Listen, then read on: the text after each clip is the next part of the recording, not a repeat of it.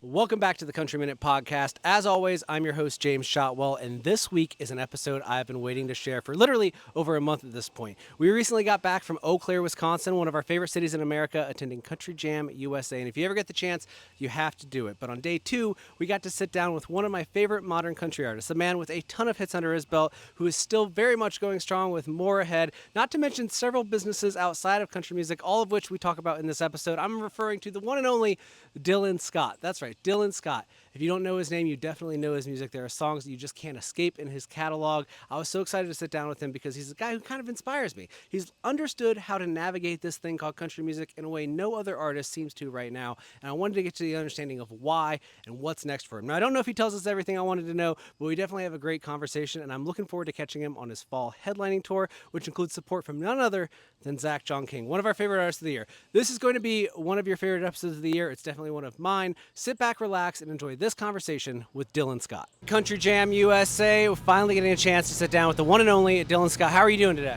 Man, it's great. It's great. The weather's good. Yeah. It's been terrible in Nashville, all the humidity and heat, but today, man, we ain't got that, so it's good. Got my family here, you know, my boys out there playing football, and well, the little boy and little girl's on the bus with mama right now, so this is the days we live for.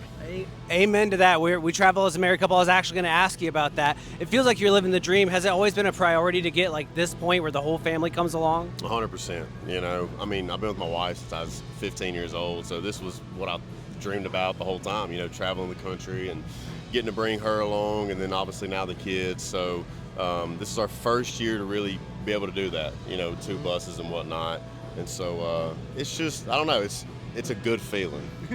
I can imagine, man. Now, the new album, which we brought with us today, Easy Does It, available right now, came out on May 30th, so we're like 6 weeks out from this record being with the world. How are you feeling about how people have responded so far? It's been good, you know, and I'm really not the type of artist who's like, I gotta have an album, right? Yeah. So this one came down the pipe just like, hey, I think we really need one. We've been releasing a bunch of music. It feels like it's right. And so I was a little hesitant at first, but we did it. And this is my 3rd album.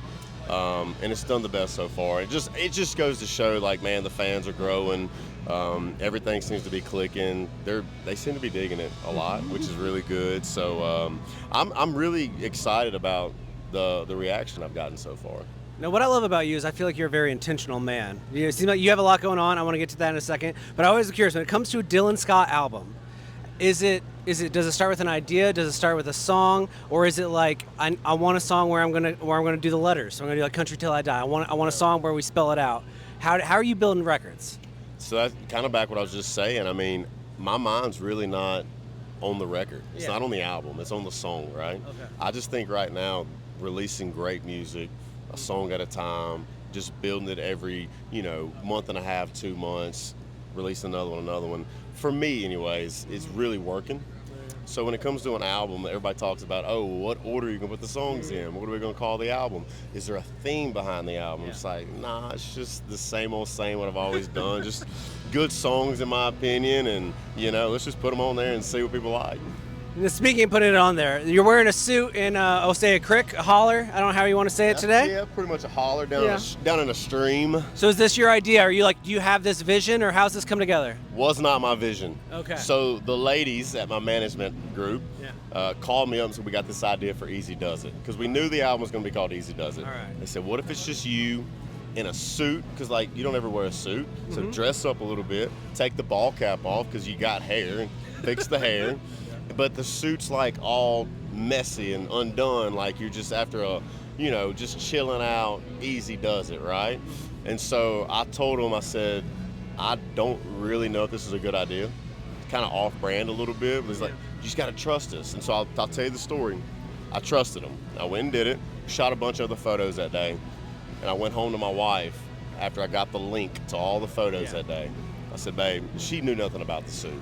I said, pick your favorite picture out of this whole photo shoot. It's like 12 different setups.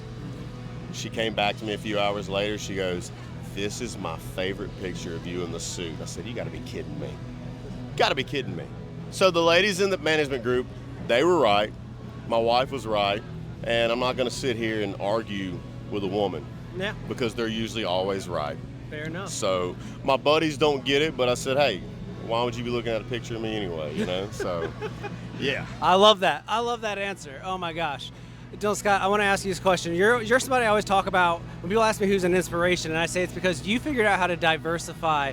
Dylan Scott is an empire. People, I don't know if everyone knows this, but there's the coffee angle. There's other businesses out of this, and I've always wondered, like, who taught you that? How did you learn to do that?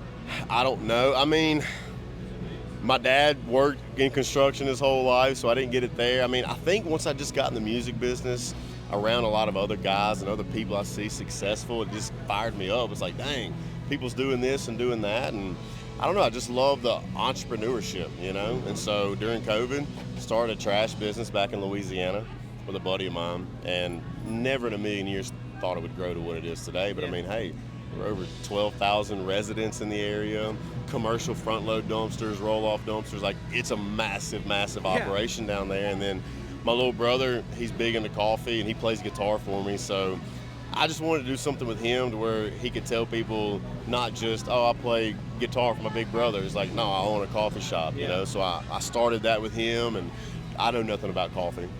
He does.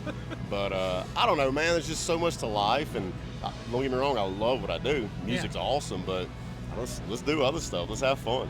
I know, I was telling her today, I was like, but you're in such a unique position because of it, because I know so many artists that are like, I have to, the next thing has to work, and you've diversified to a point where I'm like, you have a level of confidence when you move, I feel like, to some level. You get like, you know, Dylan Scott, you got that. You're doing, I know you're still nervous, don't get me wrong. I'm not saying you're not, but I'm saying, you know, you have a little bit more going. You've built a foundation.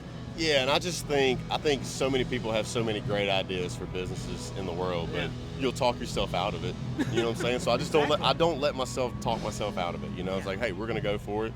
May fail 1, 2, 3, 4 times, 5 times, but hey, something's got to stick eventually. You know, so I just enjoy it. You know, when I'm out here on the road, it can get monotonous, and it's like, hey, I got other stuff. I can be on the bus talking to my partner in the trash business, or me and my brother talking about what's next in the coffee business, and for me, it just keeps me sane. I love that. I love that so much. I got to ask you a couple more things real quick.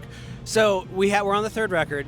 I've heard Christmas Dylan Scott. I've heard EDM Dylan Scott. You partnered with our pal Vavo a few times. I was wondering today, are we ever going to get the Dylan Scott live album? Because I hear so much about the Dylan Scott live show. Yeah. We're 3 albums in. You got the set list. Let's be honest. So, have you thought about a live record? I have thought about it. I really have. I think it'd be an awesome thing to do.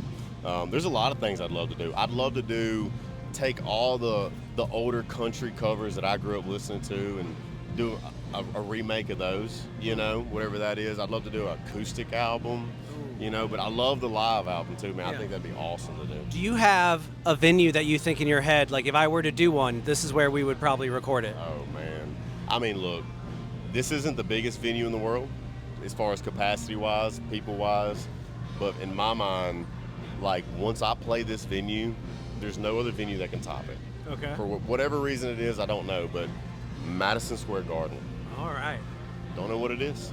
Just love it. In the city, Madison, at the Garden, that'd be awesome. Have you seen a show there yet? Never seen a show there. Oh, man. Maybe you should. And now at this point, I almost feel like you have to wait till you're there. That's kind of what I'm thinking at this point. Because, I mean, we're this far along. It's like, hey, let's just save it. A little further. Don't see a show until you play the show. Oh, I love that. All right, Dylan Scott, last thing. You got a tour coming up this fall. Amazing lineup of supporting artists with you. I know you're excited about the tour, but talk about these artists that are also, you got Zach John King out there. You have some really good up-and-coming talent. Did you have a hand in picking those names, or artists you listen to? Yeah, I mean, you know, it boils down to my booking agent going, hey, here's who's available, right? Yeah. So I see that list, and then when I look on that list and I see those guys like you're talking about, it's like, hey, that guy, let's bring him, let's bring her, whatever it is, you know. There's just so many great artists out right now, and to be able to be like, hey, I'm gonna take these guys out, it's just cool, because I was that guy. You know what I'm saying? Yeah. I was that guy that was getting picked or not getting picked to go out on a tour, and whatever I can do to help those guys and girls, I'm here for it. You know, if they need a shoulder to lean on, or I don't know how much advice I can give them, but I can give them advice from my standpoint, you know. So I'm just all about having fun, man. It's gonna be the Easy Does It tour this fall is gonna be really fun with those guys. Coming to a city near you soon. It's an arena near us. He's playing all sorts of venues this fall. It's blowing up. Dylan Scott, thank you so much. Easy Does It, available right now. Get your copy on vinyl if you can. Not enough country albums come out on vinyl. I'm trying to push for this. So thank you, Dylan Scott. Have a great day, brother. Thank you. All right. Perfect.